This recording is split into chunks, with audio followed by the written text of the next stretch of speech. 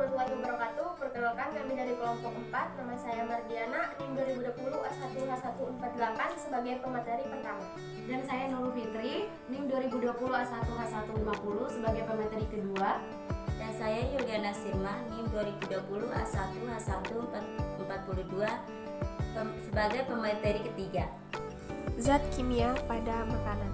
Zat kimia adalah suatu bentuk materi yang memiliki komposisi kimia dan sifat karakteristik konstan. Zat aditif adalah bahan-bahan yang sengaja ditambahkan pada suatu makanan maupun minuman untuk menambah kualitasnya.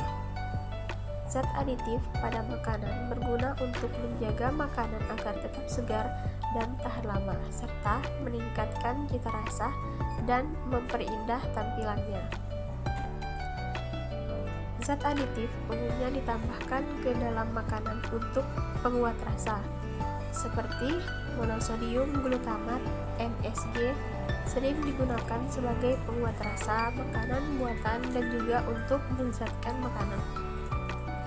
Efek samping zat aditif pada makanan. Bagi kebanyakan orang, zat aditif pada makanan dalam jumlah yang aman tidak menyebabkan gangguan kesehatan. Efek samping dari ini bisa saja terjadi jika seorang memiliki reaksi alergi terhadap zat aditif tertentu atau jika kandungan zat aditif yang digunakan terlalu banyak. Ada beberapa zat aditif pada makanan yang digunakan memiliki efek samping terhadap kesehatan, seperti pemanis buatan, asam benzoat, lecitin, gelatin, tepung maizena, monosodium glutamat (MSG), nitrat dan nitrit pada sosis dan produk olahan daging lainnya, sulfit dalam bir, maltodextrin. Bahan kimia pada rumah tangga. Sebagian dari kita mungkin tidak menyadari bahwa banyak bahan kimia dalam rumah tangga yang kita gunakan sehari-hari.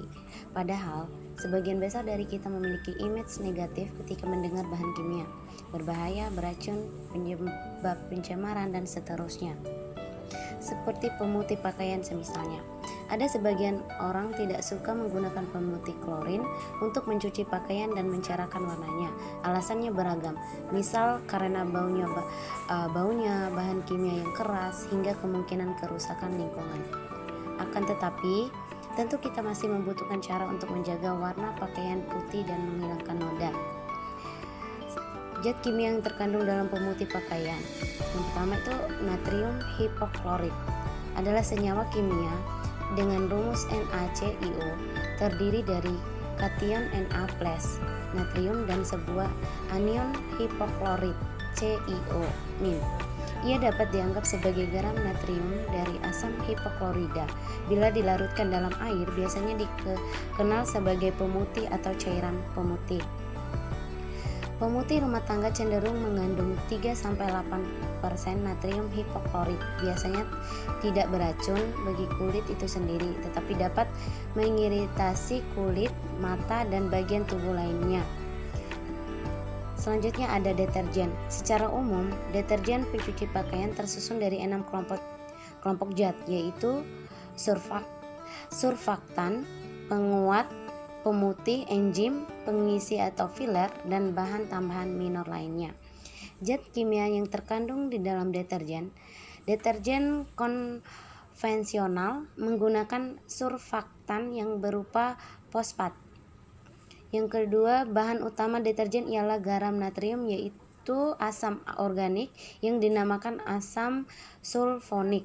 Asam sulfonik yang digunakan dalam pembuatan deterjen merupakan molekul berantai panjang yang mengandung 12 hingga 11 atom karbon per molekul. Yang terakhir yaitu limbah B3.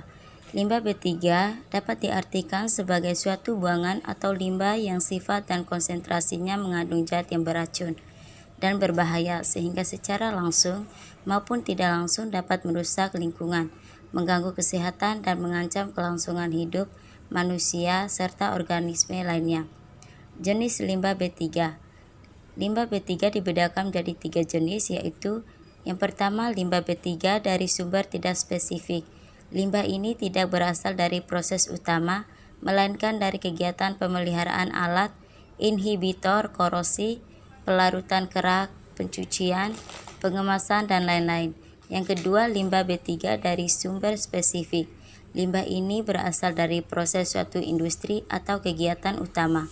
Yang ketiga, limbah B3 dari sumber lain. Limbah ini berasal dari sumber yang tidak diduga, misalnya produk kadaluarsa, sisa kemasan, tumpahan, dan buangan produk yang tidak memenuhi spesifikasi. Sifat dan klasifikasi limbah B3. Yang pertama, mudah meledak. Kedua, pengoksidasi. Ketiga, mudah menyala. Keempat, beracun. Kelima, berbahaya. Keenam, korosif. Ketujuh, bersifat iritasi.